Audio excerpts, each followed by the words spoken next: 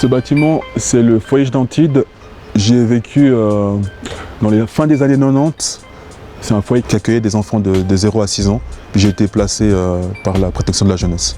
C'est l'histoire d'un jeune homme au passé, si l'on peut dire, peu glorieux et qui souhaite s'en servir pour aider les autres, sans pour autant l'exonérer de ses erreurs de jeunesse. Difficile de ne pas regarder l'histoire familiale de Jonathan Capella, qui l'a conduite à arpenter les couloirs de foyers socio-éducatifs dès l'âge de 4 ans. Je me rappelle de la première fois où mes parents m'ont amené. On a été aussi accompagnés par des sœurs de la mission de Pontarlier qui s'occupaient de notre suivi. À cet âge-là, mes parents se sont séparés et puis du coup, j'ai été placé par la protection de la jeunesse. Ouais. 2 ans durant lesquels le petit garçon va trouver l'apaisement grâce à la protection d'éducateurs bienveillants. Mais déjà, il faut quitter cet espace de vie, direction la Sombaï où l'enfant va alors devenir adolescent. 9 ans de sa vie durant lesquels sa famille sera la bande avec laquelle Jonathan traîne, pour le meilleur et parfois pour le pire. La délinquance, je l'ai connue au fur et à mesure parce que il y avait quand même tout ce mal-être aussi qui était quand même enfui en moi par rapport au fait que j'avais quand même le sentiment d'abandon.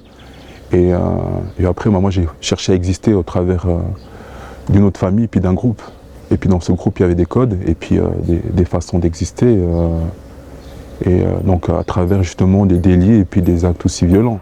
Heureusement, l'univers carcéral s'est joué pour beaucoup son rôle rédempteur. Plus mature, le garçon va trouver en lui cette volonté de s'en sortir en 2 étapes. D'abord une formation d'éducateur, métier qu'il exerce aujourd'hui, comme pour rendre hommage à ces personnes qui lui ont tendu la main, mais aussi cet entretien avec la trésorière de l'association qu'il a fondée et Daniel Favre, policier spécialiste des relations avec la jeunesse.